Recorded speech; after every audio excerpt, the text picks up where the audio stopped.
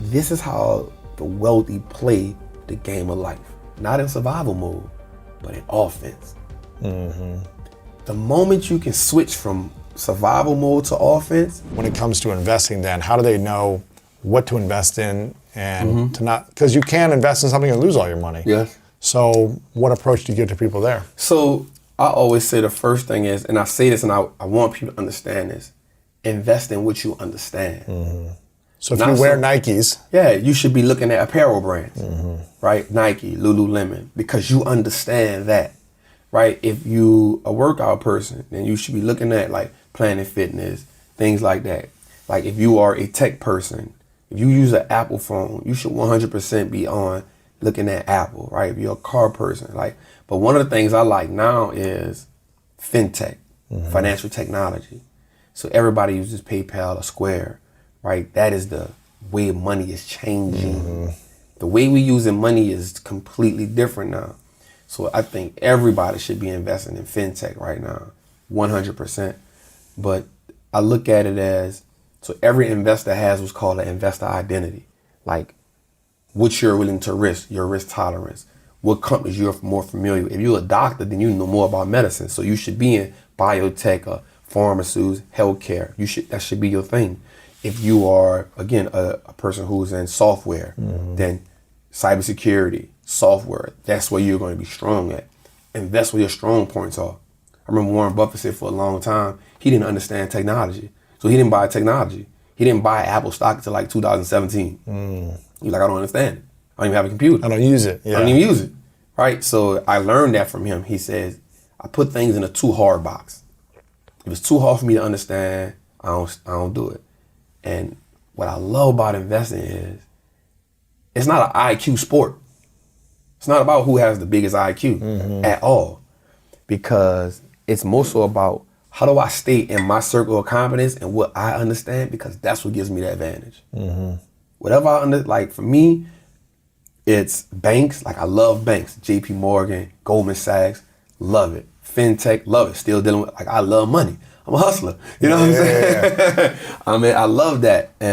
So that's why I'm like heavy at. Sure. You know what I'm saying? But I'm not a biopharmaceutical person. Right. So I stay away from that. Yeah. How do I stay away from it? Right. Yeah. So the easiest thing is like wherever you work at, like look around. Wherever you shop at, look around. Every time I buy a product, I'm looking at who made it. So I can go look that up, see if it's a public company, if it's a private company, right? If it's public, that means we can all invest into it. If I can invest into it, I want a piece of it. You know what I'm saying? Just to keep it simple. We don't even have to make it hard, right? You don't have to be Warren Buffett out the gate.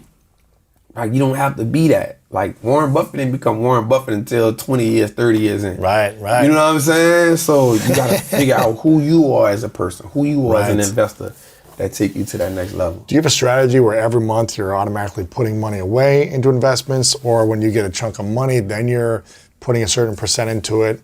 What's your mindset around investing in terms of how often you do it, how frequently you're putting it in? So every time I get money, at least 50% of it goes to investment. Really? Yeah. I'm heavy with it. I could do a lot with less. Yeah. Like I don't live my life like that. I literally, and I will say this on camera, I only have like $10,000 sitting in the bank. My life, if something happens to me, my life is not set up in a way where I need a lot of money on hand.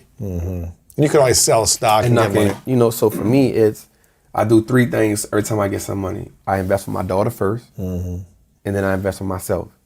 And then I see what else got to be paid. Right. So even when investing for myself and I'm putting money in the market, I'm sometimes just putting it in my account so it's available for me to use. At the right time. When the time permits, right? So every week I'm putting money in, okay, let me put this money in my account. Then I have separate accounts because I got portfolios that are designed to do different things for me, right? So I have a dividend portfolio, whereas everything in that portfolio is about me having businesses that pay dividends. So I got Costco, T. Rowe Price, Home Depot, O Realty, companies like that is just designed for me to get dividends. Yeah. So even if it's only $20-$30 a month, it's something, man, right? That's it.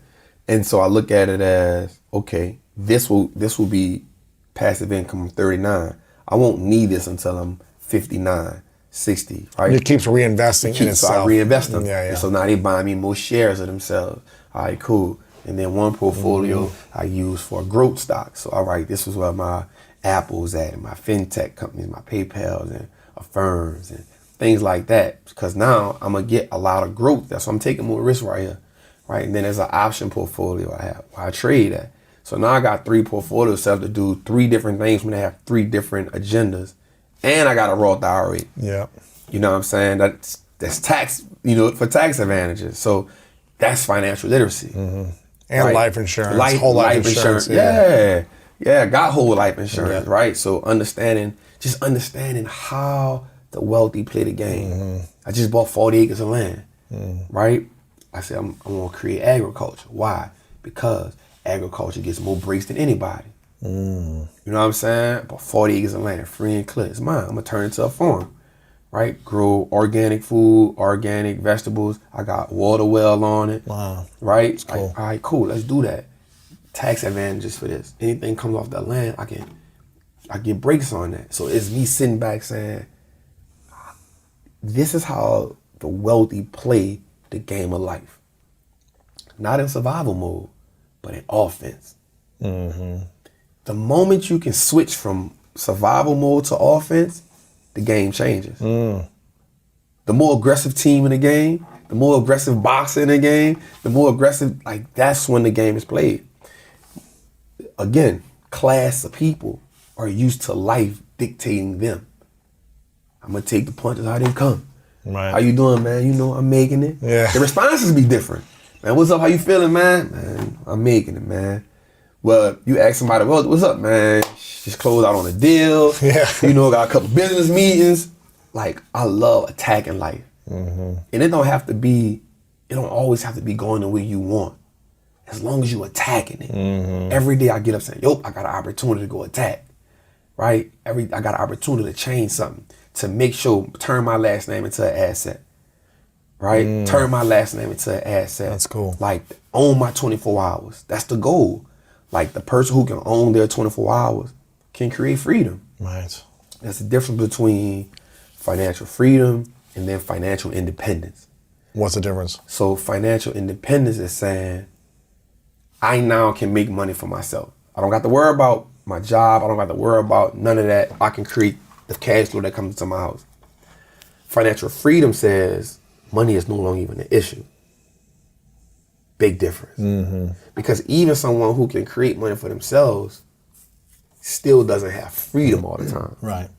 You can be an entrepreneur and be a slave to the business. You build yourself a job. You build yourself a job. Yeah. Right? But financial freedom says your money is not even an issue no more. Right.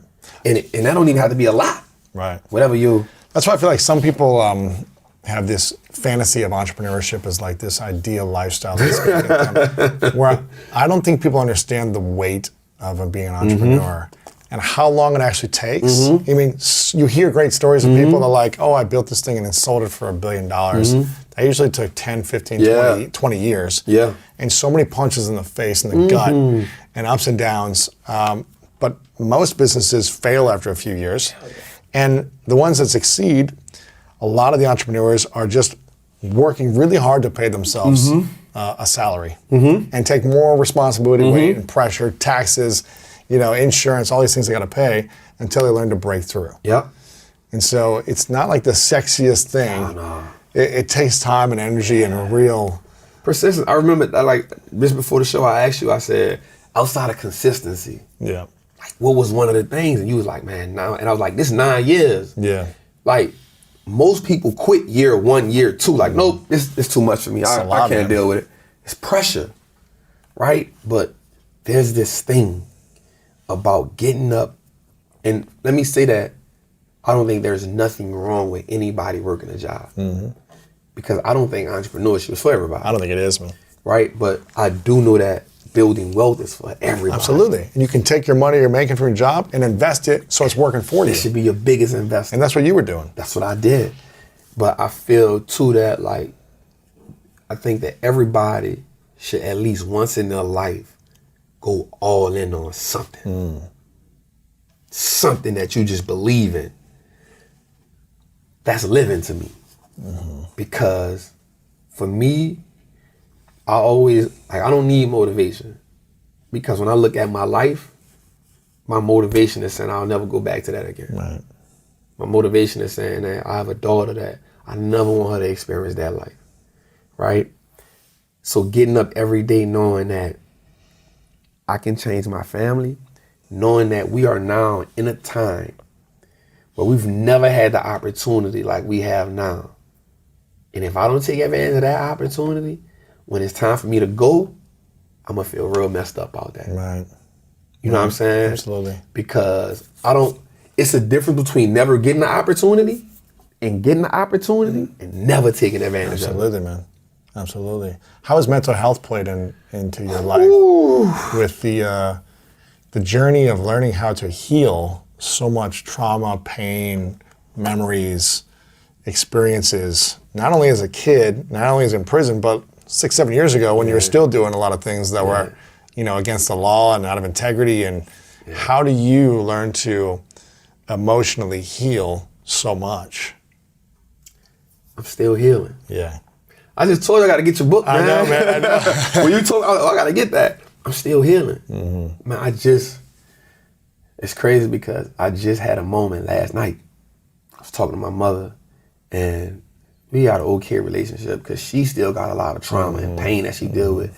And it's hard for me to attempt to heal, run a business, and be aware that she has healing to do. Right? Like, that'd be a lot. So, just last night, I was like, I can't take this, man. I can't do this. I can't do all this. You know what I'm saying? It's because I was trying to deal with her situation emotionally and rationalize the logic, then deal with, okay, I gotta do this, I'm trying to do this. And it was just a lot. And I had to step back. And me and my daughter's mother have a great relationship. And I told her, man, healing, this was my exact words last night. I said, man, healing is a lifelong process. I said, man, this stuff take forever. She's like, what, you thought you was gonna heal overnight? Your daughter said this? No, my daughter's mother. Oh, I was gonna say, man, your daughter wise. Nah, my daughter's mother. I said, man, healing is a lifelong process. Yeah. She said, what, you thought you was gonna heal overnight? And it's understanding emotionally. So there's 3 phases in my life. Well, more than 3, but you gotta realize there was me before prison, just seeing, viewing, observing, seeing the violence. Like, I not only saw my mom get shot, but I also overdose, right? So rationalizing that, me being homeless for a couple years of my life at a young age, then me going to prison, adapting to a completely different lifestyle. Then coming home as a grown man, nobody's gonna give you handouts. So now I have to realize who I am as a free man, a free grown man. Right.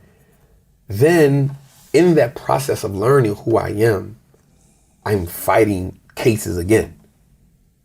Right? And then we go to, okay, well, this is not it. I'm just gonna, get into robbery. Because the only leverage I feel like I have in life at these points is leveraging my life. Right? The only leverage, the only fighting thing, I don't know at the moment how to leverage information and knowledge. The only thing that I knew that I had was my life. Right. So, okay, freedom of prison. I mean, prison or debt, that's the only thing I can. So it's now breaking away from that and now being a leader, being an influential person in my communities, around the people, now accepting that, because no one teaches you how to be a leader. No one teaches you how to do it. You got to learn that on the fly. It's hard. You got to learn, okay, I can't say this, I can't say that, and then social media is something different. And so I'm learning that. Yeah. I'm still learning how to heal. I'm still praying more. I gotta just talking about we gotta get back with the therapist, right? And just so I can brain dump. Yeah. You know what I'm saying? I got into journaling, like getting these thoughts out of my head, listening to stuff like Atomic Habits and just stuff like that. So I'm still healing. And I know it's gonna be a lifelong process because you gotta remember I done been shot before, I done been shot at, I done did some shooting. And honestly, if you shoot somebody, you deal with that all your life. What does that feel like? Man, I still have nightmares about that. Yeah. You know what I'm saying? Like, in the moment, you feel like I did the right thing. Justified. You justify it, right? You feel like, man, it had to be done. Like, You know what I'm saying? And I think maybe the difference in a lion when he eats a gazelle is it's on to the next one, right? But human nature comes in. You got to live with the consequence. Yeah, like I almost killed that man. You know what I'm saying? Like when you deal with that, and it never goes away. You know what I'm saying? Like it never goes away. And part of you, you know, I'll have like right now, like I don't even be wanting to be around guns. Right. You know, be like, man, I'm good, man. Like I don't want to go to the gun range, right? Like it's not worth it. Nah, it bring me back to a place of my life where I was, and I feel like the only way for me to move forward is sometimes you gotta like disattach yourself from certain environments, certain things. So I be like, nah, man. I honestly don't even like listening to music that talk a lot of gangster talk, cause one, I lived it and it brings in a different emotion in me. I like, nah, if I'm gonna be here, I don't want to get into that emotion. And I know with music, most people are telling their story. I don't want to relive that story. Right. That's part of my healing. Trying to create a new story. Yeah, so that's part of my healing. So I'm always healing, man. What do you think would be the 3 big things you need to take on or let go of in order to get to a completely different level in your life 1 year from today? So when I see you in a year in Atlanta or in LA, and you're like, I did these 3 things, or I let go of these 3 things, and it took me to another level of financial abundance, another level of emotional freedom and healing. What would those things be? 3 things that I would let go. Or take on. One is more mentoring. Mentoring more people. No, me getting You mentored. getting more mentorship, Yeah, because I think that life, I think everyone should have a mentor. Because we should always be learning. Yeah. Right? And it doesn't always have to be with finances. It can just be with life experiences. So I think one of the things for me is like I had a mentor. Now I think I outgrew him a little bit, so I'm ready to get another one. So one is mentoring that I would love to take on. 2 is truly cleaning up the way I eat. Because you are 100% a reflection of what you eat. Absolutely. Right? So I already don't drink, I don't smoke, but my eating habit is not the best. Yeah. And the third one would be actually just sitting still. Like I move around so much in the process of doing this and doing this. I think one of the things that's important for us is to sit still. I pray a lot already.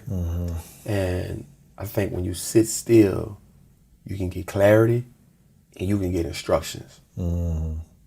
Right? I think we move around so much, we don't get the instructions. I think everybody has an assignment. Right? Everybody here has an assignment. If you're moving around so much, you can never hear the assignment. People always say, follow your passion, follow your passion. I think it should be follow your purpose.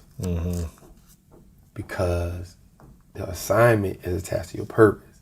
And it's not to get real spiritual or crazy on people, but I just feel like the only way you get that assignment is you sit down and talk to the person who gave it to you.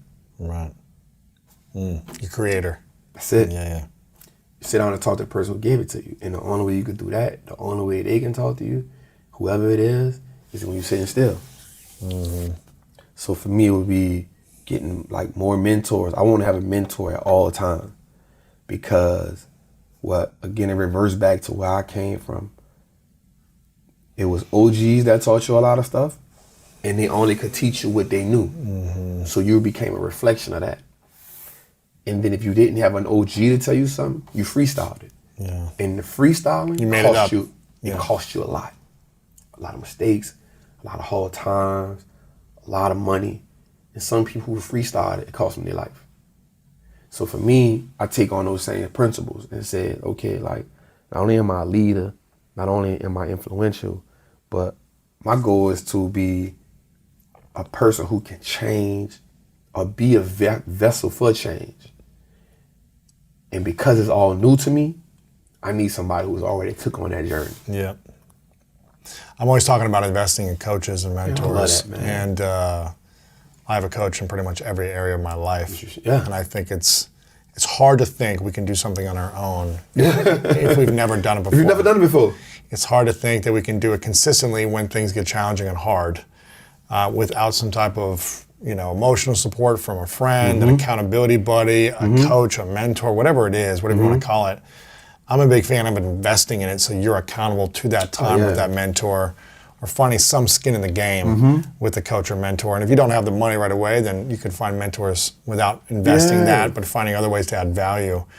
And I think that's such a massive part of my growth and my success is being around the right people.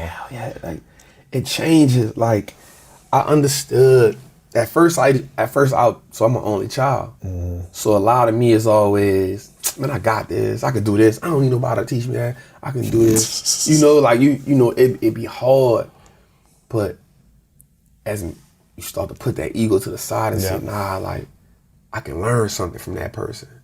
This person can teach me something. Let me humble myself to learn this lesson. Because if I learn this lesson from them, that's less heartache and pain I gotta go through. And learning from that person speeds up my process. Absolutely. There's so many things I learned from my 3 older siblings that I didn't repeat, And I mentioned before, my brother went to prison when I was 8. I went to the prison with my family almost every weekend to visit in the visiting hour, the visiting room. And I was like, I don't want to be here. I want to make sure that I don't go down this path. I started doing things when I was 11 to like 12 and a half, 13, where I started doing petty stuff. I was stealing like candy bars and cigarettes, like whatever. It was just like as a high. And I did it almost every day for probably a year and a half. I had to steal something. And it's crazy to think, but I remember getting caught once. And I got caught by my dad. I didn't even get caught by a store, right? And I remember getting caught and feeling like, and I was kind of hanging out with the wrong group, just doing things that I wasn't really proud of myself, little stupid stuff. I remember thinking like, if I keep doing this, here's where it could go. Maybe it doesn't happen the next year or two, but 3, 4, 5 years, if I keep doing these same actions, I'm gonna get more of these results. I'm gonna feel bad about myself. I'm gonna get caught. I'm gonna hurt other people along the way. And who knows what consequences could come from that. So I remember in that moment, I was like, I'm never stealing or doing anything like this ever again. Like, I need to change my environment. I need to change my mindset around this. And I like begged my parents to send me away to a school around kids that a private school they sent me to, a private boarding school. Begged them to send me to this place to get me out of the environment. What you're talking about with your daughter, like sending her to a class of an environment that speaks differently, that has a different, mindset. Everything. Behaviors, all that stuff. It's important. Even like that environment is so crucial. Like even just being around, so like for me, being around people that understand the importance of investing. Not only just not just spending their money, but investing in investing the money, investing in their personal development, investing in their business, investing in teaching them how to run businesses, like being around them made me be like, damn, I gotta invest in myself too. Right? Like, and it's something we take for granted. And being around people who understand that a certain amount of money isn't what you may see, though, that's a lot of money. Somebody like, no, I may spend that on investing in myself, or I may spend it on buying assets. Like, understanding that people who build businesses are different. Those conversations change your life. It's environment. If I'm in the hood, if I'm in my community and I'm telling people about investing and doing this and all they want to do is party and drink, then no matter how positive I am, at some point I'm gonna say, man, this ain't working, man. Let's go party and drink. Right? All right, cool. If you're around people that they complaining about their bills and their bosses and they working every day, then that's not an environment that's conducive to you being successful. That's not an environment that's conducive to change. It's only so long that you can flirt with the other side of what you want that you become that. What would you say are the 3 biggest myths about money that you've debunked over your time of learning about money, that maybe you grew up thinking it was one way, like you were talking about loans and banks and all these different things? What are 3 myths about money that you've found out were not true? Well, the first thing that I would say, I don't know if it's a myth, but I would say that the first thing everyone has to understand is what money is.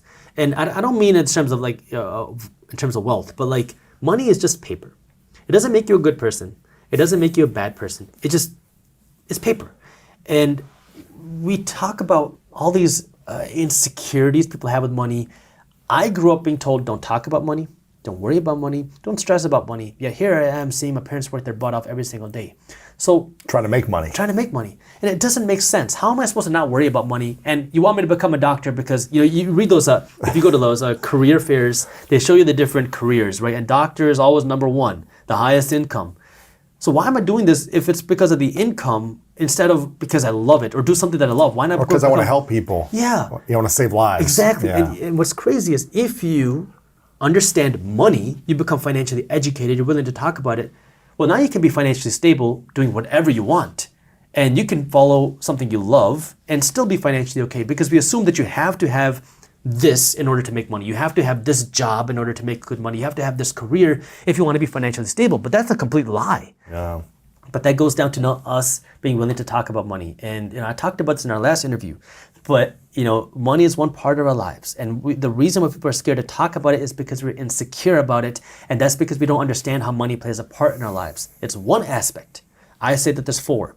You have to be physically healthy, mentally healthy, spiritually healthy, and then financially healthy. Mm-hmm. If you're not financially healthy, well, it can make everything else much more miserable because you can't pay your bills. But if you're financially healthy, you're rich, but you have nothing else, more money just makes you more miserable. Mm-hmm. So you need to live a holistic life and understand how money plays a part in your life. That way, the finances can have the biggest power. And then you understand that more money just amplifies who you are. It's like fire. It's like fuel. It fuels your fire. If you're a good person and you have more money, you have a tool to do more good.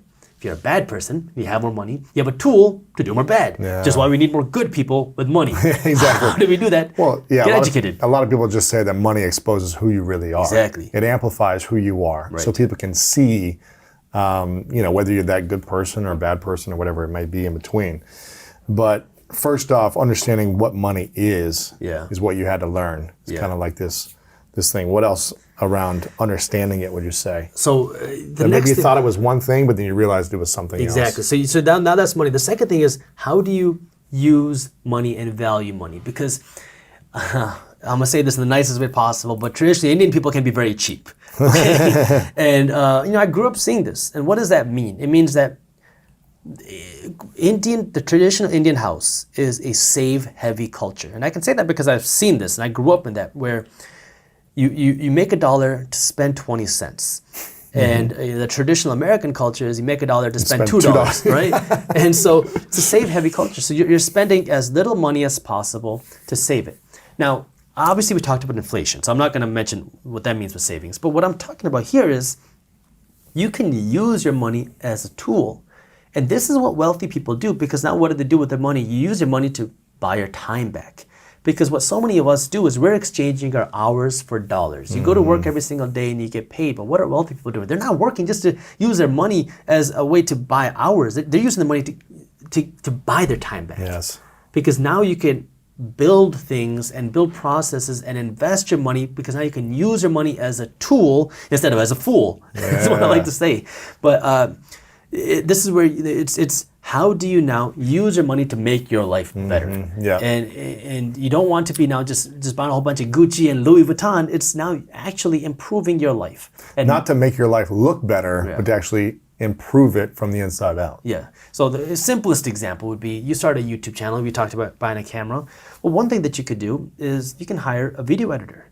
You go on a freelance site, hire a freelance video editor, and now what are you doing? You can spend more time making more videos instead of spending all your time editing the content. So you can focus on your time. You can hire someone to mow the lawn. You bought your time back. You can hire somebody to help get you your groceries. You buy your time back. It costs money. You have to spend money in order to do that. But you're getting something in an exchange. And now you're buying your time back, so you can use your money as a tool. And you can use your money as a tool to buy your time back, or you can use your money as a tool to make you and attract you more money. That's what wealthy people do. And so you want to be able to use money in that way. The third thing would be now to really, I know I talk about this a lot, but you have to understand the difference between something that makes you money and something that loses you money. That's a liability, yeah. A liability. And what are the main liabilities that people spend on today?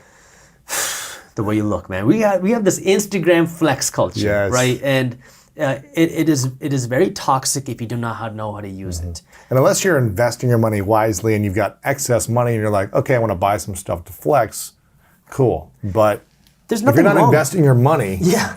and you're just spending it on clothes and watches and shoes, yeah, if you to got look good, if you got like, the name brand stuff, but you got no savings, you got no investments, you're doing something wrong. Your priorities are in the wrong place. What are you doing? You're making Gucci rich, you're making Louis Vuitton rich, you're making all these companies rich, but you're keeping yourself broke. When I talked about my watch, I spent $1,000 on a watch. I had no investments. I don't even know what an investment was at the time. I didn't realize I could have taken that $1,000 and invested it into a watch company and get a share of the profits. But that's how wealthy people are doing, and they understand that. And there's nothing wrong with spending money. There's nothing wrong with having luxuries. There's nothing wrong with having the nice things. yes.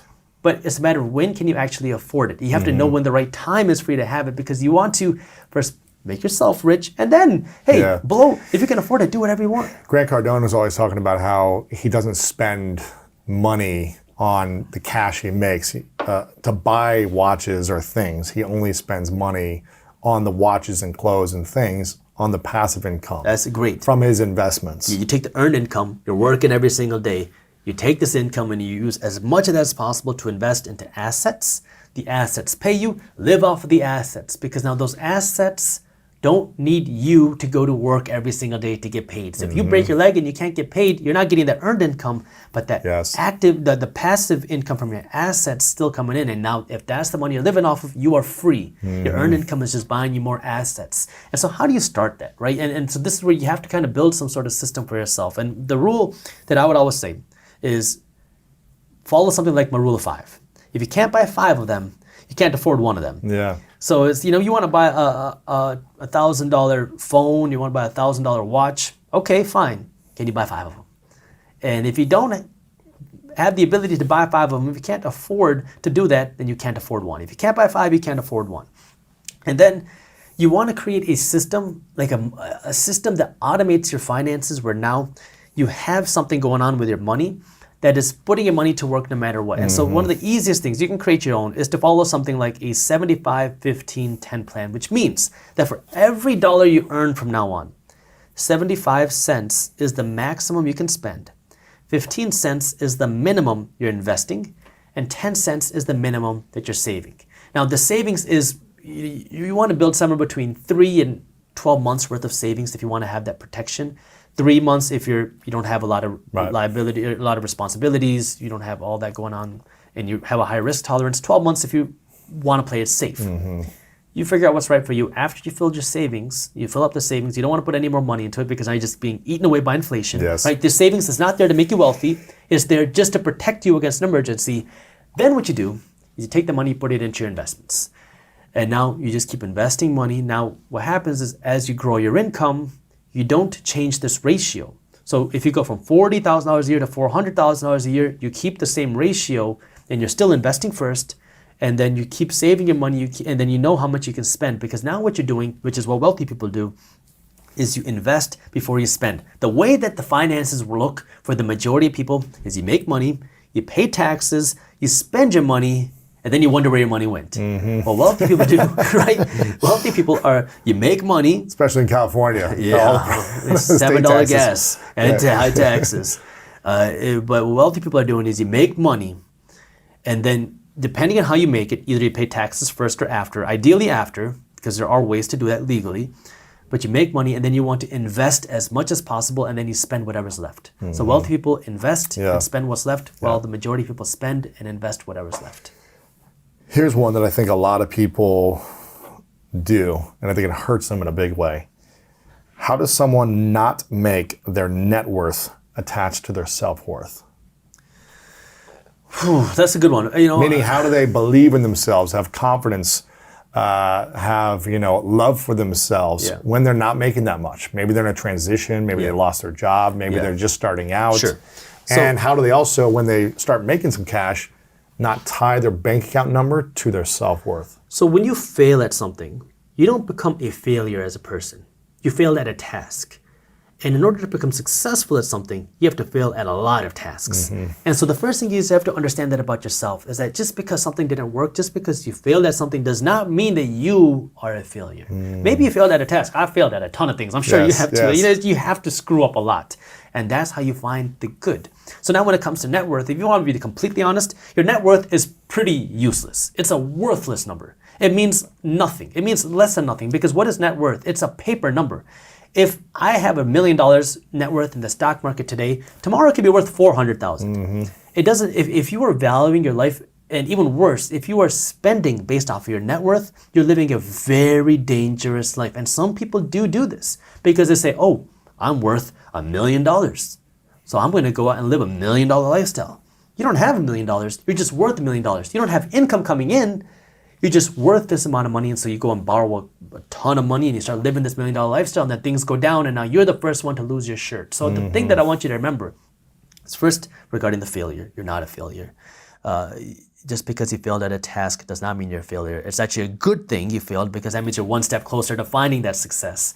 And then second, regarding the actual net worth number, look, this is just temporary. Everything is temporary, and you have the opportunity to build something a lot bigger. You have to have the right mindset. And if you are here in America, you're in a first world country, you have the opportunity to do that. But you have to be willing to learn and be willing to give it time. So you have to be patient, but also impatient at the same time. Patient in the sense that you have to understand that get rich quick is majority of the time a big scam. It doesn't work. It makes the people selling the get rich quick rich and you keep you broke. So the first thing you have to understand is that. But then second is you want to be impatient, where it's going to fuel that drive, fuel that work ethic, fuel that discipline, and you have to be willing to keep going.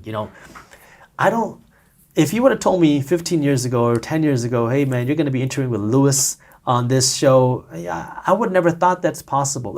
I grew up being told, somebody like me can't do this. I remember talking to my own family members, like, you can never be a CEO of a company. Somebody like you can't do that. You have no business background. You couldn't even get into business school.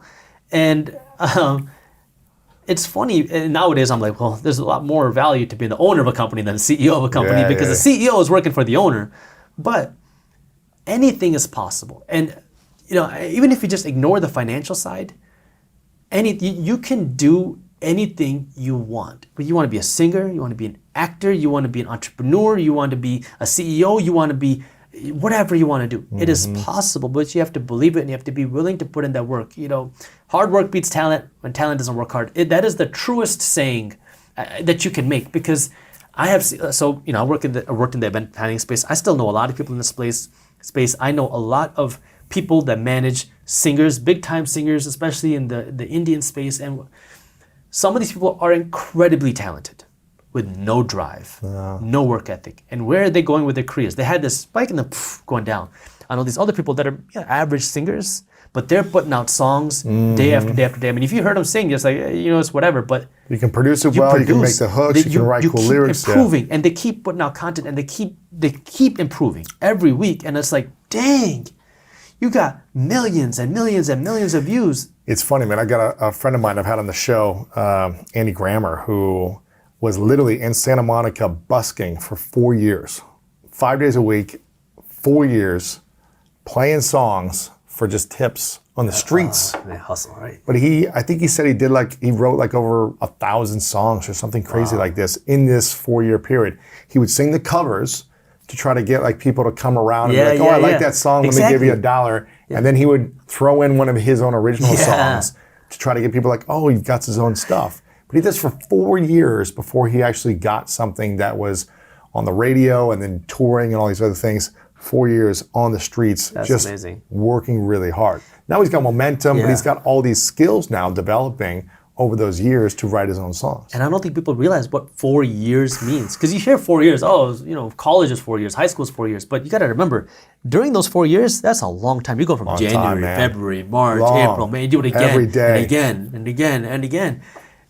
Steve Harvey, I love his story because he went through the same thing. He was homeless because he was like, I'm a janitor right now. I want to be a comedian. My friend, who I grew up with, is now on TV. We both had the same dreams. I didn't want to say it. He got laughed at for his dreams, and now he's the one on TV living my dream, and I'm working as a janitor. Quit his job, moved into his car, and spent 3 years just trying to make it. Look at him, and he's on shows after shows after shows. He's crushing it. It's that discipline, being willing to put in the work, and just sticking with it is so hard, and that can help you in any, forget the financial side. Doing something you love, living a purposeful life, because what's important to you is not what's necessarily important to me, and what's important to someone listening to this is going to be different than me, and we all have a different passion, a different purpose, and a different mission. You were making $4,000 something dollars a year. Your expenses were $6,000, I think, something like that. And then you started making $14,000. No, my expenses wasn't $6,000. I owed $6,000. You owed $6,000. I owed everybody that I knew. And you were making around $14,000 a year after that, shortly after No, that. I went from earning month, $4,000 a year to $14,500 a month. Exactly. Now, if you annualize that, that was $175 a year. So I went from earning $4,000 a year to $175. I hadn't earned $175 that year. I got it up to $14,500 a month. So if you annualize it, that's a change. Phenomenal change. Is it possible for anyone to go from poverty level to extremely Absolutely. financially successful? Absolutely. I think earning money is one of the simplest things I ever learned. And it's one of the most misunderstood things. Wealthy people historically have always had multiple sources of income. They don't have one. They have many. Yeah. I was cleaning floors. I thought the answer was work harder. Because I really wanted to earn some money. Yeah, of course. And I thought it was all important. Today, my attitude towards money has changed dramatically. But I thought the answer was get another office to clean. Well, I was working so hard, I passed out on the street. I would have been maybe 27, 28. I literally passed out on the street. I was working so hard. I came to, and there's a great big cop looking at me. I was laying there. It was scary. There was a group of people around me. I saw lights flashing. Then I saw a couple of guys in uniform with a stretcher. And it was scary. I had passed out. I guess they thought I had dropped dead. I had a heck of a time getting away from them, but I did get away. They didn't take me in the hospital. I talked them out of it. And I got away, and I got thinking, I'm not doing this right. Working harder, working more hours is not the way. No. Yeah. In fact, Napoleon Hill wrote that in Think and Grow Rich. He said, if you are one of those people who believe that hard work and honesty alone will bring riches, perish the thought, it is not true. Riches, when they come in huge quantities, never come as a result of hard work. They come, if they come at all, in response to definite demands based upon the application of definite principles and not by chance or luck. So you got to find a demand and fill it, but you got to follow definite principles to do it. Wow. In other words, it's got to be in harmony with the law. You got to give more than you get. If you're trying to get, forget it. Yeah. Well, I got by myself and I thought, I'm doing something wrong. I was earning more money, but here I'm passing out. This is not normal. And it's like a little voice in my head said, if you can't clean all of them, don't clean any of them. So I got all dressed up. People now accuse me of sleeping in my suit. I wouldn't take a suit off. Didn't matter where I was. Because I knew the cleaners were tired, and I would go around. I got other people cleaning offices. And I knew pretty well where they'd be. So I dropped around, I'd bring coffee and donuts, and I would drop in and I would talk to them about goals. And then I'd go to the next person. But I always was dressed up because I knew how tired you get. And if I was in working clothes, they'd expect me to help them so they could finish and go home. Interesting. But when I had shiny shoes and a suit and shirt and tie, they didn't expect me to help them clean. So I'd go on to the next place and then the next place. And that's when I started to open offices. I went from Toronto to Montreal to Boston to Cleveland to Atlanta to London, England. And you hired cleaners. Everywhere I went. Yeah. Yeah. I had people cleaning. What should someone think about if they're struggling financially right now, or they feel like they've been struggling for many years, and it feels like they're just surviving week after week, month after month. They're not sure how to get to that kind of sense of freedom for at least a 6-month runway or beyond. What should they start thinking about? Do you know what you've just described, I believe, The majority of people are living that way. Yeah. The majority. Now that's rather sad, but I think it's true. And it's because we only have one problem in the whole world, and that's ignorance. They're living in ignorance. They don't know that what they're doing is going to keep them where they are. And they keep doing it because they don't know how to change. They're overwhelmed with the debt. People are saying, I need the money. They haven't got it. They want to take their family on a vacation. They don't have the money to go. So they may borrow it and go anyway. Now they got more debt. They have to understand that they don't have to live that way. I wrote a book called You're Born Rich. The truth is you are. Most people are just a little short of money, but you are born rich in potential. Anybody can go to our site, go to bobproctor.com. You can download the book, You Were Born Rich, free. It won't cost you a cent. And chapter 2 is how much is enough.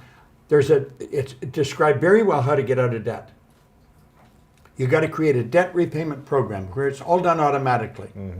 And then you focus on prosperity. You've got to have a financial goal. You've got to work toward it. And you've got to understand that you can earn more than you're earning. And wealthy people don't have one source of income. They have more than one. I was earning money all last night while I was sleeping. Yeah. You can actually earn more money when you're sleeping than you can spend when you're awake. Yeah. You know, it sounds like a cute line, but it's true. There's no end to what we can earn. If you are not getting information from someone who is already wealthy, then you're probably getting information from the wrong people. Most people ask their brother-in-law, or the guy next door, or the girl they know, how do I earn more? Hell, if they knew, they'd be earning it. They don't know. And most people talk to people that don't know. Carlyle put it very well. He said he did not believe in the collective wisdom of individual ignorance. And that's where most people are getting it, from people that don't know any more than themselves. I think you have to go. That's why these seminars are so important today. Yeah. People have the opportunity to go and learn. Most people won't pay to go.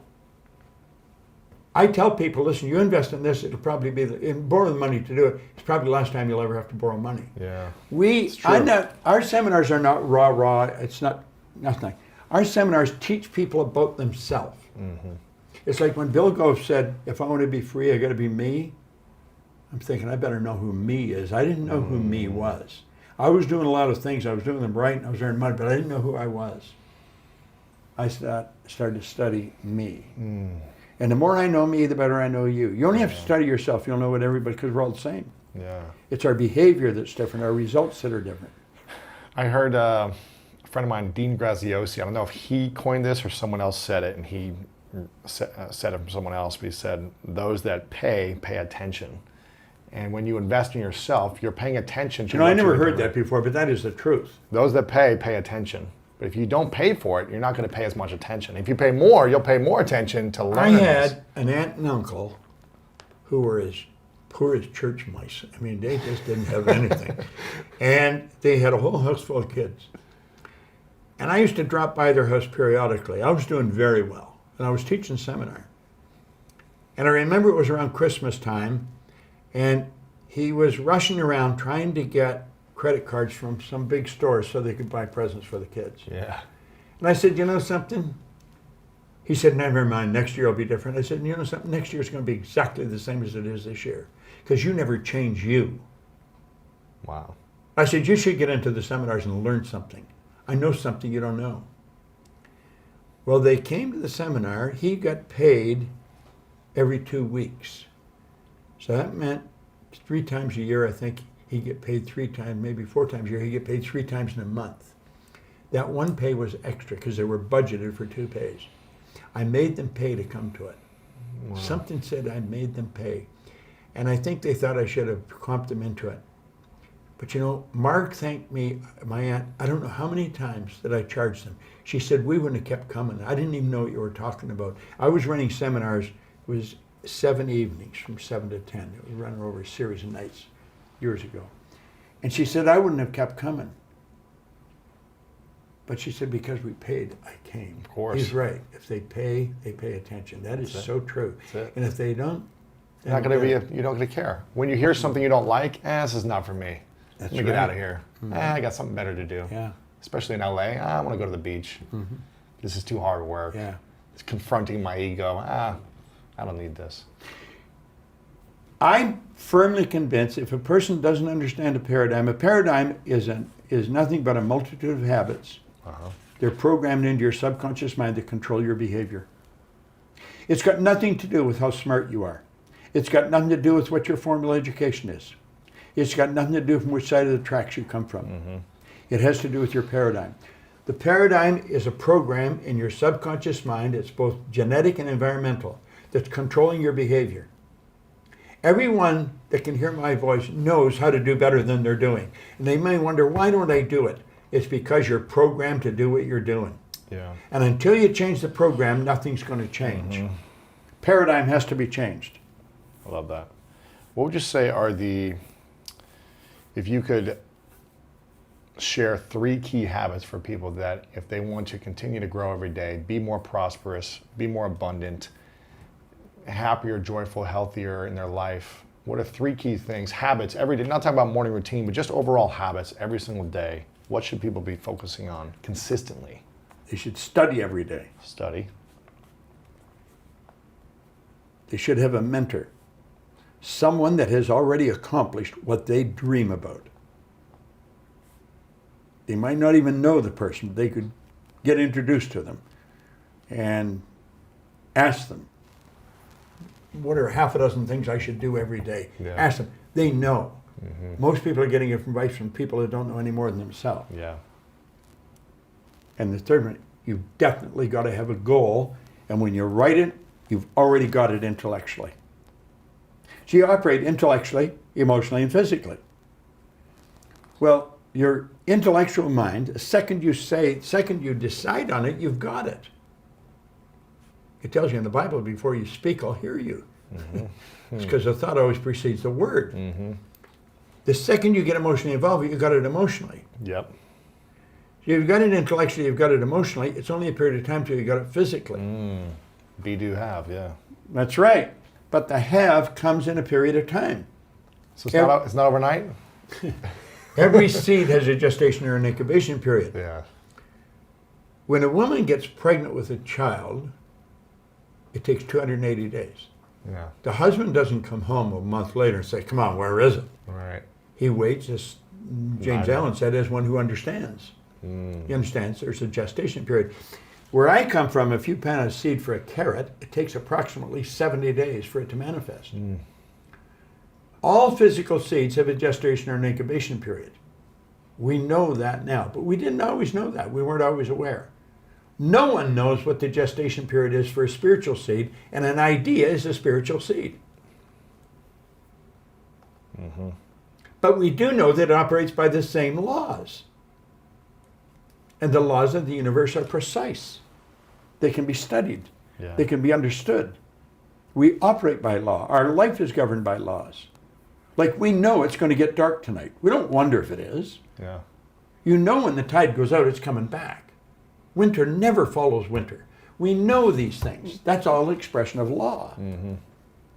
Well, when we bring our life into harmony with the laws, we're going to enjoy more of life. A bad investment is still better than a smart spend. So wealthy people don't spend money, they invest money. Number 2, they also know that money is not required. I think a lot of us, if we grew up poor, we believe it takes money to make money. Our parents told us that.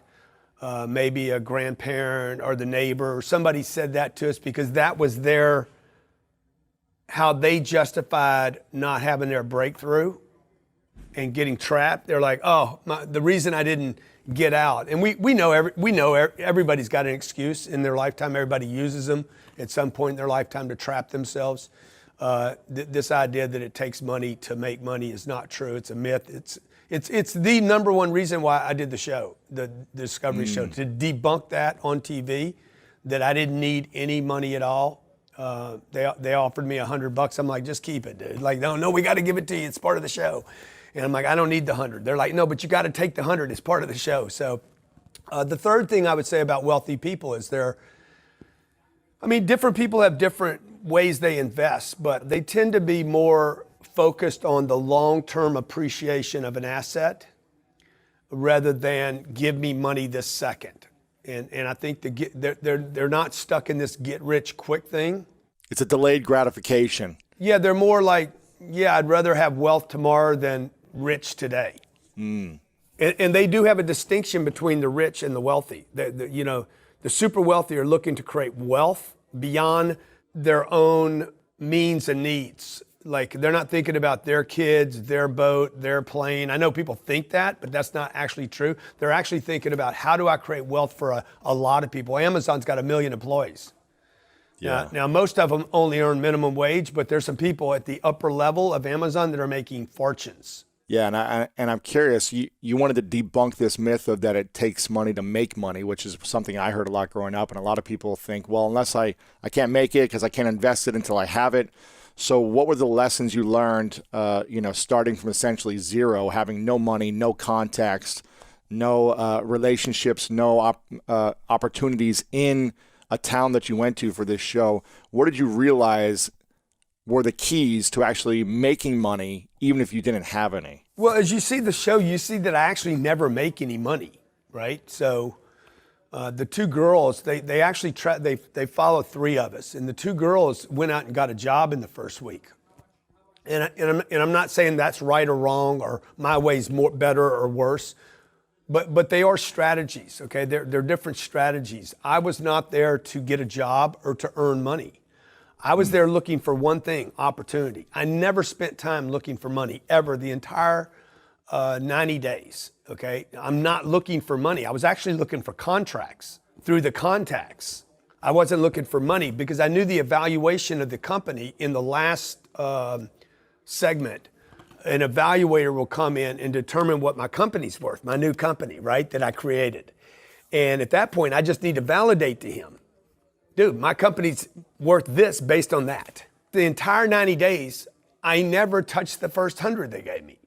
And this was to prove to people, dude, you do not need money. Like, it's not true you need money. You do need contacts. You need people. You need relationships. You need people. You need the right people, though. The right people that are already in play, okay? Just because a guy's got money. I remember a billionaire friend of mine, he could buy a jet. And I said, hey, Bob, should I buy a jet? He said, you should, I shouldn't. Meaning Grant should, and he's way wealthier than I am. He could have bought 40 of them. He's like, I don't have a place to go in mine. You could use yours every day. So you got to find somebody that's in place, somebody that not just has money, but somebody that wants to do more with their money. So you'll notice in the first 10 days, I don't spend any money. I don't spend money on shelter, not on food, and not on water. Nothing. Then what I do is I end up accumulating assets. And it's unfortunate that the viewer doesn't see this. Within 5 days, I have 2 vehicles. One was given to me by Discovery, and the other one was a $40,000 Jeep that I basically used from Ryan, this guy I met, and told him, I'm going to sell your Jeep. I'm going to drive it around town and put 10 miles a day on it, and I'm going to sell it. Well, that's a $43,000 asset. My truck was worth $4,000. I still had my $100. I lived in a $46,000 RV that I was trying to sell. So, yeah. What's the other thing I did? And I picked up $10,000 to do in a 15% partnership in the equity of the upside of this guy's company. So literally in 10 days, wow. I was accumulating contacts that could get me equity. And the important part of that story is, man, go get you some equity. Jay-Z talks about this. You're getting, so many of you young brothers are getting an advance while I'm picking up the equity. Ooh, yeah, they're trying to get the get rich quick. Let me give you the money now. Give it to me now. Where the publisher's getting long-term residual income for decades off of your Kevin Hart. Look work. at what Kevin Hart did with this show, right? He owns that show. He owns the ticket sales. He was willing to promote it, not just be a comedian, where Richard Pryor showed up and got his check, told his jokes.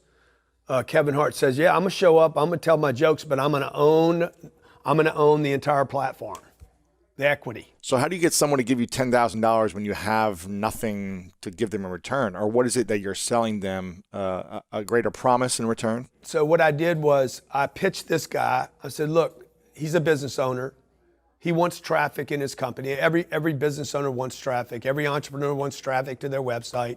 And I said, look, I'm going to drive traffic to your store. He owned a mattress store, big margins. And I said, I'm gonna make sure you have the biggest weekend that you've ever been here.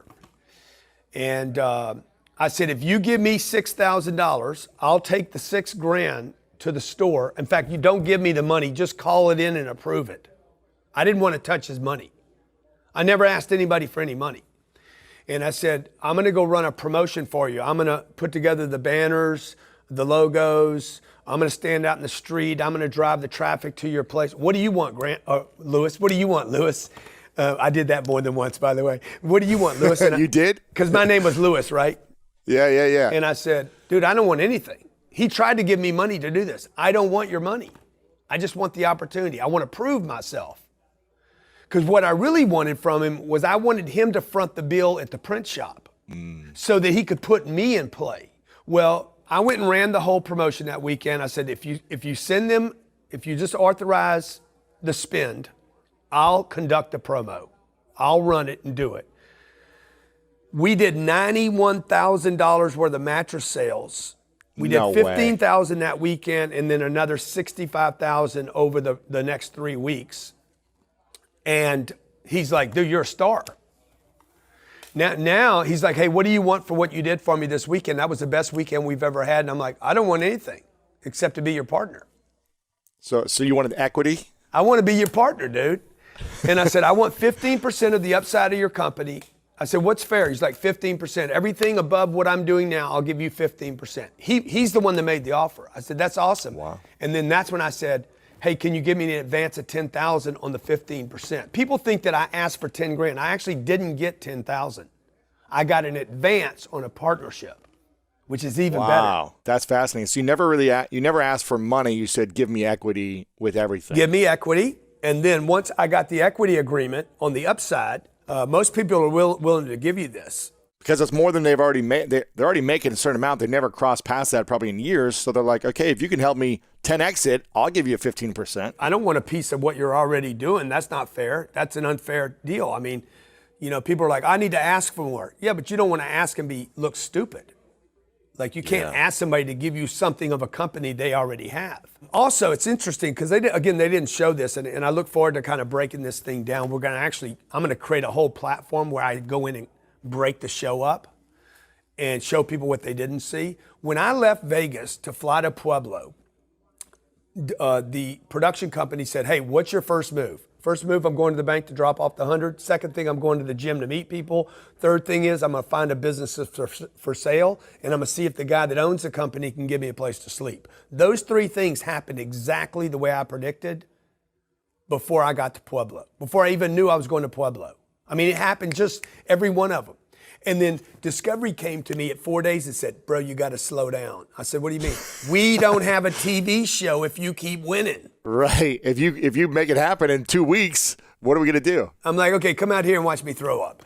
Okay, come out here and watch. I'm sick. I was sick from altitude sickness. I'm like, what you guys got to cover how hard this is for me. I'm terrified. I'm cold. My back hurts. I don't have a good place to sleep. I'm pissing in a bottle. And then they cut all that out of the show.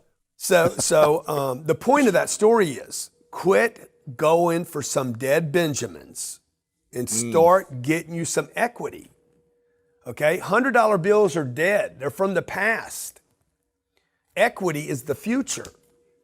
And you're better off with a future if you believe in yourself than you are with a dead Benjamin. What are some things people should be looking for in terms of the right people or the right products or companies to say, okay, and how to position and package themselves to make a partnership equity deal? What should they be looking for, and how can they position and package the way you did? Yeah, so like in Pueblo, there's 112,000 people that live there. The average household income there is $24,000 a year. Household income. Like it's one of the most economically beat up cities in America. They were at 8% unemployment when the country was at 3%. When COVID hit, it went to 22%.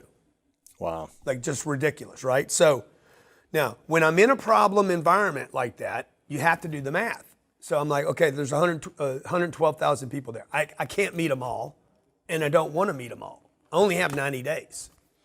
So then I said, okay, who's got the money in this town? The businesses have the money in the town. This is the unfair advantage I have in this show, is that I did not go there to start a new business. I went there to find a business that was already banking. A lot of people think Did you have that intention before? 100%. I said, there's no way I'm going to start a new business. There's 34 million businesses in America. America does not need a new business. And it's so hard to launch and create momentum, especially if you don't, even with your audience, it's hard to launch a new business. It is so ridiculous. It is so stupid what people are doing today. I'm going to start a new beauty salon. I'm going to start a new masseuse place. I'm going to start a new cosmetologist house. I'm going to start you got a new idea. Nobody needs it. Like, if you were an alien looking down at the United States of America and saying, okay, what is there too much of? Restaurants, bars, and businesses. There's too many of them. And then some kid pops up, Paul pops up and says, I'm going to start a new business. And the guy from outside the planet's looking down there saying, well, that's stupid. Why don't you just go 2/3 of all the businesses in America break even or lose money? So what I'm hearing you say, Grant, is a lot of people have the dream of wanting to start and launch a business. But what I'm hearing you say is it's probably a lot smarter to go find a failing business or a business that's breaking even, jump in, add value, and see if you can 10x that. Dude, that's how you get on planes. That's how you go to the hospital. You need emergency care. You don't build a hospital. You just go to the hospital. You want food, you go to Whole Foods. You want gas, you go to the gas station. It's no different in business. It's called a going concern for a reason. Find a going concern that's got a brand, go in. That's what I did. I just went in and added value. Once I added value, actually we end up splitting off another business out of that. So out of that relationship, your first question was, hey, who are you looking for? I'm looking for contacts that can actually become contracts. I'm looking for specific relationships. They have to have money. They have to have credibility. They have to have credit lines. That's the only people I was looking for in Pueblo. Out of 112,000 people, are there 50 of them? I need to meet 50 people that have money, credit, and credibility. How did you feel? Because I saw in the first episode that you got rejected a few times. How did you feel from someone who is getting yeses a lot and building their business so fast to go into a place where people just say, nah, I don't believe in you, or you don't seem credible? Or how did you take it security-wise internally?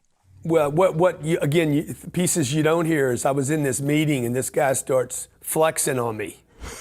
And he literally, I had to sit there and listen to his, well, I raised $30 million and I bought all this and I put this together and I'm the king and la, la, la. And I'm sitting there thinking to myself, dude, I'd like to just drop, you want to see a flex right now? The same day I had written a check for like $45 million and I'm having to bite my tongue. Like, he doesn't know I could be his investor. By the way, there was a great lesson in that. Like, I was nobody. Shaved head, old truck, no name, no social media following. And this guy treated me just like that. Like I'm a nobody. And you never know who you're talking to or who they're friends with or who their family is that could support you potentially. Totally. Like the same day this guy's flexing on me about how he raised 30 million and he's the king of Pueblo and blah, blah, blah. I mean, like what I had in my checking account that day as Grant Cardone, I just wanted to pop it out on him. Like, shut up, dog. Treat everybody like you never know who you're dealing with. You know, and just because they're having a bad day, one, you don't know who you're dealing with, and number two, more importantly, you don't know who they're going to become. Yeah, they may not have money yet, but in 10 years, they might have a brand or audience or something that could support you. Every accredited investor was a non-accredited investor at one time. Every whale was a minnow. I mean, you've been doing sales for, 4 decades now? You've been selling from cars to real estate to everything in between, 11 best-selling books. You've been a selling machine. How did it feel to go in without being able to use any of that and go back to kind of the basics of like, okay, I'm a brand new car salesman just trying to figure out how to do this thing. How did you have the confidence or the courage to go in blind and try to build these relationships? Because I had the commitment. I was committed to the outcome. I always say, man, commitment comes with time and money. The thing that you do extremely well is you're a master enroller, Grant. And I believe that we're either enrolling people in our vision or we're unenrolling them in our vision every moment, every day with our content, our posts, our interactions. And we could be unenrolling people in our brand from one conversation or one thing that we do to piss someone off. Where did you learn the skill of enrollment, of getting people to buy into you and your vision? I think what I do is, and I talk about this in Sell or Be Sold. I've been a sales guy for a long time, and I just learned early on, and I was terrible at sales. 17 years old, 18, 19, part-time sales guy, I was awful. When I finally realized that sales was the only job I could get at 25 years old, I'm just like, dude, I just got to tell people the truth because I can't do all these tricks.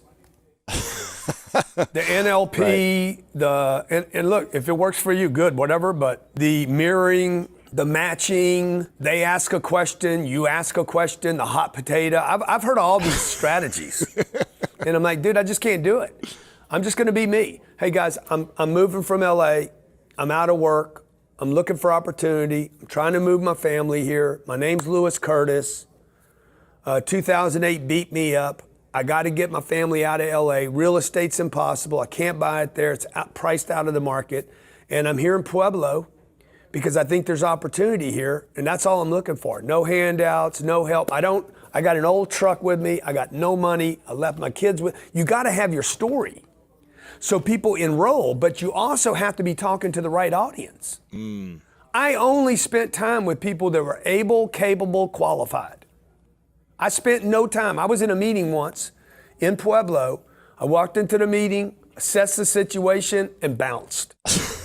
I said, guys, I'm done. I'm out of here. Boom, and I walked out. And my partner at that time, you'll see it later in the later shows, he's like, what just happened? I'm like, there's nothing here, bro. There's no money here. There's no opportunity here. And I'm on a clock. I couldn't tell him I'm on a clock. I couldn't tell anybody. So I had these little secrets going on.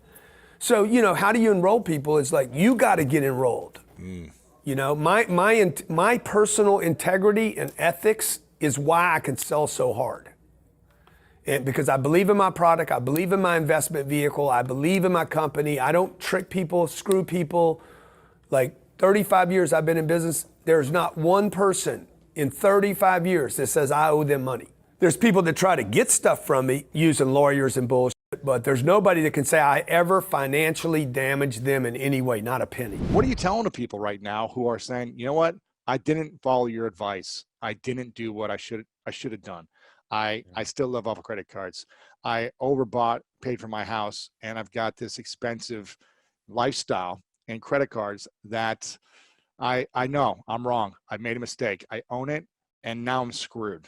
And I just got 50% cut of my work. I might lose my job in 2 months. I got all these bills. Like, how do you even respond to something like that? Yeah. Well, I certainly don't say I told you so. That's not the message, because I've been there. I've done stupid stuff too, and that's not helpful. And it doesn't bring any healing. The thing is this: we all get wake-up calls. We get wake-up calls in our relationships, our spiritual walk, our leadership styles. We get wake-up calls in our finances. And some people, the phone's ringing off the hook right now. They're getting wake-up calls on a bunch of things. They're at home with their family, and they're starting to realize, I was disconnected from my family. I haven't been plugged in. They got a wake-up call on their relationships at home. They've gotten a wake-up call on, I don't have any savings, and I'm deeply in debt. This isn't working. And so the cool thing is, when you get the call, then you have to make the choice. Are you going to answer the phone? If you pick the phone up, that means, baby, it's time to change. And you can look back, and you might be 27 years old right now watching this, and you're screwed. You lost your job. You got no money. You got no savings, and you feel like it's all over. And I remember in 1970, I was 10 years old, and I was in my grandpa's backyard. We were tearing down an old deck, and I pulled some nails out of those old boards as we were taking the boards off. And he taught me to put them down and straighten them with a hammer and save those used nails in a coffee can. Now, my grandpa Ramsey was one of my favorite people on the planet. This is 1970, and he was still answering the phone that rang in the Great Depression. It changed his life. He was frugal and careful and wise with money, the rest of his life. And so someday, 27-year-old, you're going to be sitting on the back porch with your grandkid, and you're going to remember back in 2020, there was the coronavirus, and it changed my life, and that you're going to be that guy. You're going to be giving dad jokes, and grandpa jokes, right? Like I am now. And you're going to get that opportunity. I was 28 years old when I lost everything. It was my fault. It was the S&L crisis. The banking climate changed. I'd built a house of cards. I was stupid. And the phone rang. It was my wake-up call. Are you going to answer the phone? Are you going to change your life to where you say, never again? I'm going to control the controllables to where I'm the little pig in the brick house. Never again. That may be the only thing you get out of this crisis. And if it is, you got enough. Preach to me, Dave. Come on now. I love this. What's the biggest wake-up call for you that this has had? Maybe it's not the financial side of things or business because you guys are thriving. Is there something, relationship, family, friendships, health? Is there anything that's woken you up now or in the near future and recently? Well, I've spent the last 15 years pouring into our leadership team and into the Ramsey personalities, creating this succession plan it's not a wake-up call. It's more of a source of pride as to how our leadership team and our Ramsey personalities are reacting in the moment here without me coaching them. They already knew what to do. They're leading. They're out there doing it. They're doing it. They're out there. They're not waiting for Grandpa Dave to say, what do I do? Tell me the steps. They're leading. They already did it. They already did it. And then I found out about it, and that's awesome. And so it's just a sense of, this is starting to work. I mean, when Rachel Cruz and Ken Hogan and these guys Ken Coleman are doing all these hits, and Chris Hogan, all these guys are doing all these hits, these radio and TV and appearances and all this stuff everywhere. And the networks are calling and asking for them, which is awesome. And so, that kind of thing is, I don't know if it's a wake-up call as much as it's very satisfying to say, all that work of the last decade and a half of getting everybody ready to win because we were winning in a winning environment. But then when you get the pressures on and you get squeezed, you see what comes out, and it's good stuff coming out. What was the last, what year would you say was the last big wake-up call for you around, one of the main areas of your life? Do you remember when that was? Where you're like, I'm eating a little too many candy bars, or my relationship, or what? It sounds like you've had the finances down for many years, but is there another where you're like, oh, you know what? I really didn't do as good as I should have done here. I guess it's probably leadership, and I probably get one of those calls every day. Really? There's some days I'm a world-class leader, and some days I'm just a butt. In what way? Like, how are you? So, sometimes I do a better job than other times as a leader, and I own it. I get it, but you'd think as old as I am, I'd be doing better. So, but I know what I'm supposed to do, but sometimes I just don't have the energy to do it. I don't care. Yeah. And I should just care more. I really should. I shouldn't be such a grouch. Oh no, you care a lot about a lot of people. I'm curious, what's the best dad joke you share? Oh Lord, I don't have no idea. You got me. I'm not a dad joke guy really, other than just stupid stuff off the cuff that doesn't even make sense generationally. So yeah. No good dad jokes.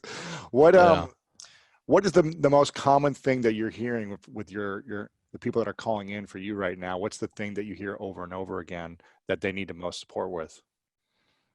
I think there's a sense, I think when hope gets gut punched the way it has for folks right now, the answers fall, a lot of them fall in the category of this is not going to last forever. Because there's this sense that, stock market's down. Do I take my investments out? Well, only if you think it's going to stay down forever. Right. Because you're 35. You're going to be investing for 30 more years. You don't think it's going to come up in 30 more years? I mean, really, you're predicting the end of America? I mean, that's silly. But your emotions tell you lies when they're based in fear and when they're based in anger. and they tell you lies, and they tell me lies. We believe those lies in situations like this. So, I lost my job. I know, but that's happened before, and probably happen again. Just get you another one. Well, there's a lot of people hiring right now. There are a lot of people hiring. Amazon's hiring 100,000 people right now. Yeah. So I mean, there's jobs. It may not be the one you want, but you can get some food. Yeah. I mean, get you a leaf blower, and rich people are afraid of leaves. I mean, you can make some money. So there's some stuff to do out there. But so the thing the sense that the thing you're afraid of is going to last longer than it is. Yeah. Whether it's the actual virus, whether it's the shutdowns, whether it's the economic repercussions of the shutdowns, whether it's the employment situation, whether it's the quarantine, it feels like it's going to last forever. But I mean, the chances of you being in the exact situation you're in a few months is almost zero. Yeah. Your life is not a snapshot. You're not trapped in this moment. It's a film strip. The story's going to continue to unfold. Yeah. And so that when hope takes a gut punch, though, we get down in that fear, or we're mad, or however it is we manifest that stuff, those negative things, the emotions that we all have in these situations, that's where a lot of my questions are coming. They're all built in that. And I'm spending all my time going, yeah, but it's not going to last forever. Yeah, but it's not going to last forever. Yeah, but let's visit this in May. I think you're going to be okay. By June, are you even going to remember this? It's the great toilet paper shortage of the spring. I don't know. I mean, what is it? It's some people are going to have devastating, horrible things that are going to be life-changing. But that's a very small percentage compared to the number that are worried about it. Yeah. And so, and you're going to get out of it. You're going to get out of it. You're going to be okay. I mean, you're going to be okay. I like Preacher Dave, man. This should just be Preacher Show. I like this. What is the worst investment people should be making during this time, and what's the best investment they can make? In my life, when I have become desperate, right after that's when I become stupid. Yeah. And explain. The other one is when I get, when you get scared and you go rushing towards something out of fear, that sense of desperation, this thing, when you do that, you're getting ready to screw up. I mean, just count on it. And the other time you do that is if you're greedy. If you think okay, I got this one. I can take advantage of this. And I mean, greedy as a lack of virtue greedy. I don't mean greedy in a positive way where I'm being ambitious, okay? I mean the negative sides of greed. And so if you're functioning in desperation or in this no holds barred, I'm going to just clean up on other people's pain thing, that's when you're getting ready to screw up and you're getting ready to make a major mistake. And so you're set up also for con artists when you do that. And so if you're functioning in high emotion, your brain just doesn't work good. My friend Art Laffer says, when you're panicked and when you're drunk, you don't make good decisions. And so, when you're on high emotion, your brain your critical thinking skills shut down. And so that's when I've made the biggest mistakes in my life, is when I was desperate, and the few times that I was greedy, where I thought, I'm going to slip in there and that's going to be easy money. What was that? Easy money. Could you share a story of one of those greedy times where you tried to jump in and a buddy of mine, I was in my 20s, and a buddy of mine was buying gold. And now this is in the 80s. Okay, it's a million years ago. And he's buying gold, and he had this friend that was he was a gold bug. He was picking gold. And this guy had picked the gold prices where they were going within $1, like 14 times in a row. And so we both dropped $5,000 into this thing. And if we had hit, it was a margin deal. And so I would have made $50,000. And I thought, I'm putting $5,000 in here. I'm going to make $50,000. But it's a margin play, which means you're either going to make $50,000 or you're going to make zero. And so he picked it right 14 times. The time I got in, the 15th time, missed it. I got zero. Turned $5,000 into zero instantly. Last time I bought gold, last time I played stuff on margin, last time I got greedy. Is there ever a time so what's the difference between greed and a great opportunity of being ambitious? Can you Well, I make think- money? Can you make money fast in certain things, or is typically most things take a certain amount of time and energy and effort? The vast majority of people who are successful financially and successful have done it incrementally. There's very few people who you see a meteoric rise in their wealth or their success that keep it.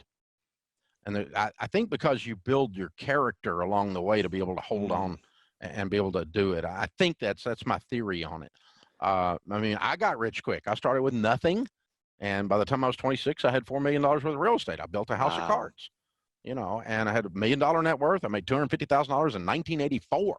I was making $20,000 a month, and in my 20s. So I mean, but you'd have thought I had it all figured out. Meteoric rise to the top. But the very thing that caused me to be the incredible overdrive of ambition caused me to go so fast that I missed the blind spots. I missed the detour signs. I missed the bridge out signs. And so I built this house of cards I thought was a stone house, but I was naive and didn't know. And along comes some regulations changes, a few shifts in the economy, a little S&L crisis, and kaboom. It all comes down. Yeah. All of a sudden Dave looks like an idiot instead of a genius. Right. And so it turns out I was a little of both, because you don't build something like that at 25 if you're not somewhat of a genius. But I was obviously an idiot in the way I built it, and so I get to do it again. Get the wonderful opportunity to start over, And so, build it the right way. Yeah. Yeah, but I mean, in the midst of that, as I was falling, it took 2.5 years to lose everything we own. I had stuff presented to me. I almost got conned, serious con, like people just a real con artist type guy. There's not many of them out there. Right. Most of the time you get screwed by well-meaning ignoramuses. But these were real con artists coming into my path, and I was about to give them money because I so desperately needed to turn quick money into big money to save myself. I was desperate. And right about the time you get desperate is when you get stupid. So don't make those decisions. So there's not really. So what I'm hearing you say is the wealthy people, it takes time and it's incremental. It's not an overnight thing. It's not a quick rise. There might be some spikes here and there, but it's typically over time. It's okay to take a spike, but anytime I get a spike, I'm always a little suspicious of it. Really? It makes me even more careful. I draw back and I go, well, that's really cool. Is it okay? How to make the money? Like how do I get the lead? Yeah. But this is how you get the lead: is you serve first. So in a digital world, Yes. you provide value first. Value. Give out. It's the 3 E's, right? Yes. You're putting out content that is either educational, encouraging, or entertaining, and typically some mix of all three: educational, encouraging, or entertaining. And the digital marketing strategy that we employ at Brand Builders Group for Rory Vaden Personal Brand, and for all of the clients that we work with, that we teach these personal brands, is teach everything you know for free, one bite at a time, but in all random order, right? So it's not packaged in the right order as you would have in a book or a course or a workshop or an event. Right, we've said this before. People don't pay for information. They pay for organization and application. Yes. And we have a thing called the services spectrum, which basically says, information is down here, it's free. Organization is here in the middle. You can charge a little bit, like in a course or a book or like a membership site, but application is up here at the top, which is like a coaching program or consulting, like done for your services application. Information is social media, podcasting, blogs, YouTube videos. Yeah. People don't pay for information, but you're just giving them bite-sized chunks of information. You're teaching everything you know, but not all at once in the right sequential order. People pay for the right order. That's organization. I mean, we tell. One of the reasons people hire us at Brand Builders Group is because we have a very set curriculum, the Brand Builder Journey, and we say, look, one of the biggest problems with personal brands is that people do the right thing, but in the wrong order.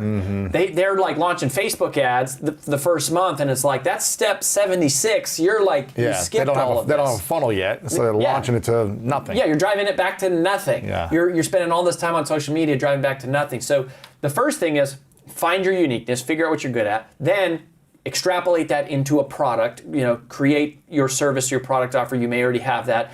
And then after that, it's like, okay, how do I drive traffic? If we're and there's two worlds here. When I think of marketing and sales, I think of the online world and the offline world, and we've done both, which is rare. Most of the people have done one or the other, you know. And it's like I've done the door-to-door thing. I worked for a startup IT company doing inside corporate B2B phone sales.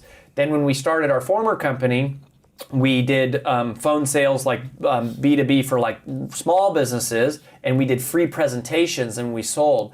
But the fastest mechanism to generating a lead is to do a free presentation demonstrating your value, your expertise. It's giving people a sample and then offering them the next step. Yes. Here's what it is. It is the food court. When you go to the food court, Want some orange chicken? and the orange chicken on a stick, Man, tastes good. I want the whole thing now. it's a sample, and if you want more, Man, I'm right here. C's Candy gets me every time.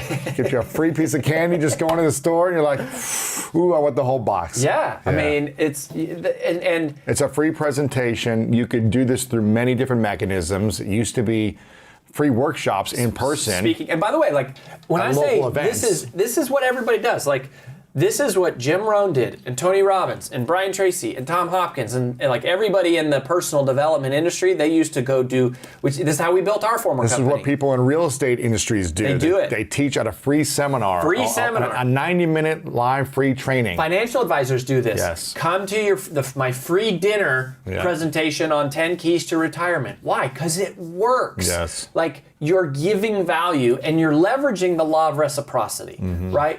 As I give to you before instead of ask. The way you make sales is by giving so much that at some point they like ask you to buy versus showing up and asking all the time. In fact, we use a rule called, we call it the rule of 10. And this is this is more of like a pricing thing. But you know, people get really weird around price and asking for the money, and you know, when it comes to collecting the credit card, and or if you're on like a webinar or a Facebook Live, or if it doesn't matter if it's Facebook Live, it's a webinar, it's a video funnel, or it's standing on stage, or it's talking to one person. You got to be convicted in the value you're bringing, and the way you do that is by over-delivering. The number one way to drive your own conviction is over-delivering. And everyone teaches sales as like, you know, the voodoo mind tricks on the person you're talking to. The real game is the mind is winning the battle in your own mind and being convinced that what you have is valuable. And the rule of 10 helps you do that. So basically, when people are putting together their first offer, they tend to like swing for the fences and go, well, I'm going to charge for a $2,000 video course or something. And they say, well, I saw a video and you know my coach told me charge what you're worth. That's terrible advice. Don't charge what you're worth. What should we charge? When you're starting out, don't charge what you're worth. Charge what you can get. Charge what you're convicted on. Charge what you can massively over-deliver upon. Yeah. If I'm charging what I'm worth, there's going to be a bit of reluctance when I deliver the price. They're going to feel it, and it's going to massively reduce the percentage conversion. Yeah, someone once told me charge what 10x the value. Yeah, that's the rule of 10. Right? So it's like if it's charge 1/10 of what it's worth. Exactly. If it's $10,000 worth of value, then charge 1,000. Right? That's right. And if it's $1,000 worth of value, charge 100. If it's 100, charge 10. So you always have you know, if it were a bank account, you always have this like this balance with people, and you go. And it starts for free. It starts on social media, which is amazing. Like the power that social media gives us, it's not that you have to reach millions of people. It gives us a mechanism to push a button and deliver value. Yes. Because it's like people go, it's like a chicken or the egg. How do I build an audience? You know, I want to provide value, but I don't have an audience. No, you provide value first. If nobody is watching, you record and you teach value, you deliver it, and people will engage with that. Now we have a process, which I'm happy to talk about, of converting comments into customers. So, you know, I don't know if you want to take this more like online or if you want to do like more offline. I think online's cool. Okay. Yeah. So let's talk about that. So, you know, it starts with the mind. Okay. Self-centeredness is the problem. Service-centeredness is the solution. Yes. You never feel fear when the mission to serve is clear. You get your mind right. Then you go, okay, I'm going to go out and provide value. So you start pumping out value. We have a thing called the content diamond, which I know I've talked about on other episodes. We can touch on that. But anyways, you're putting out value. And now what happens is people like and comment. And what most of us do is we go, 6 views. Right. And it's just like, and we get self-centered again. And we go, I only have 6 views. Jay Shetty gets like 6 billion views. And I'm like, and it just makes me feel awful because I'm thinking about myself. And there's like a comment. And then you're like, I don't have and then what we do are like, I don't have time to deal with these comments. Someone sends you a DM and you're like, I don't have time to deal with these DMs. And you're missing it. Comments and DMs are where the sale happened on social media. Right.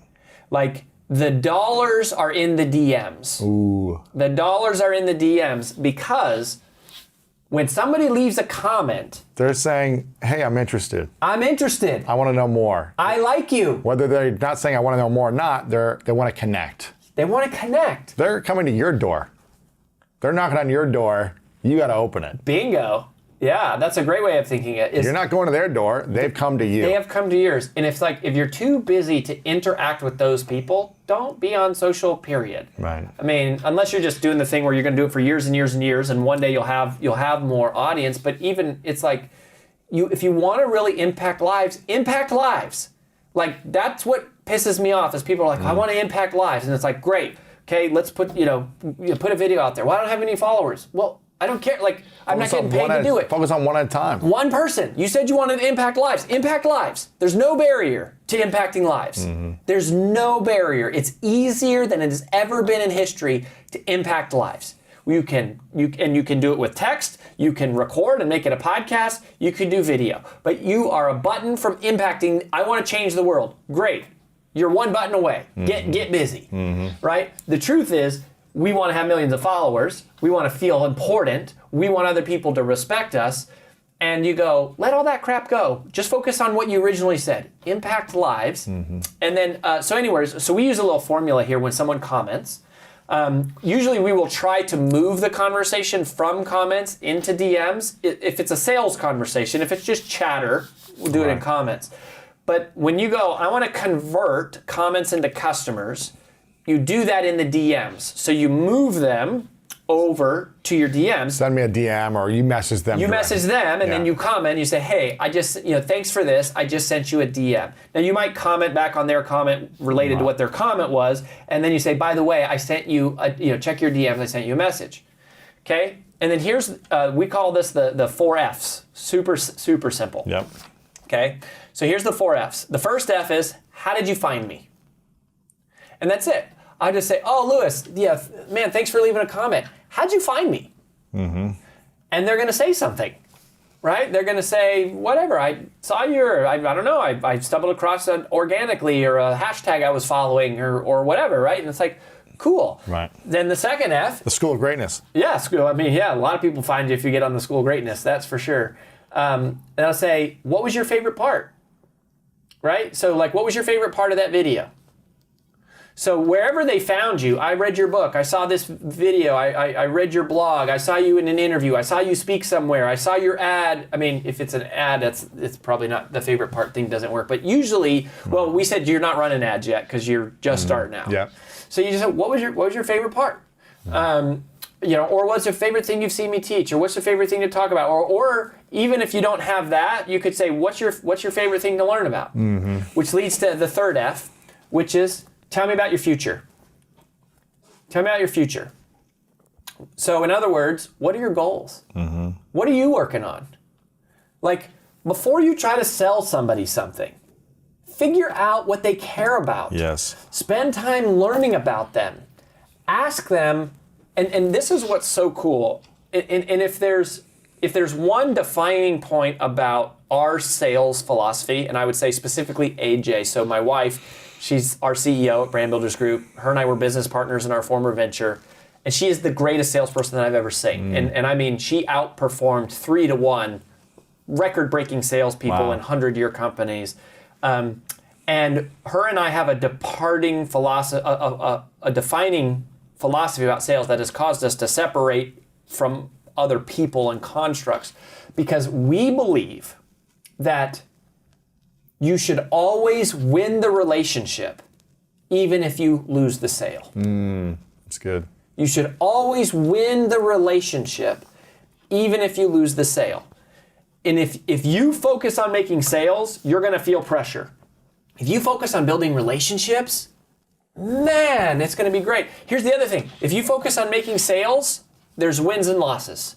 If you focus on building relationships, there's only wins. Yeah, the interesting point to that, the longer you've been adding value, whether it be online or offline or whatever, just in the world, without needing to win the sale, the longer you'll have the ability to have someone buy something from you later in your life. Yeah, I've had multiple people on webinars when I'll say, how long have you known me for? I'll just ask people, how long have you known me for? And when did you first find out about me? And people will say, I watched your webinars back in 2009, 10, 11, 12, whatever it is. Awesome. And I'll always get a comment of someone saying, I've never bought anything until now. Like, I've always just been a fan. I've always gotten great value. I've always learned and applied it, but I've never bought anything until now, until it was the right time for me, it was the right season, until I was ready for this, or until something you said clicked with me and I finally was like, okay, yeah, now I'll buy. But if I was just like, leave my life if you're not going to buy something now, as opposed to saying, I'm here to add value. I want you to succeed whether you buy or not. But we can support you in this process from our application, from our service, whatever it may be, from our program. Yeah. We can support you if you're ready for it. And if not, then hey, we've got other great free content here for you as well. I think when you have that mindset, you win long term. You win. I mean, you're such a great example of that, and you have to be that. And people don't. They it's just a win lose. It's a combative.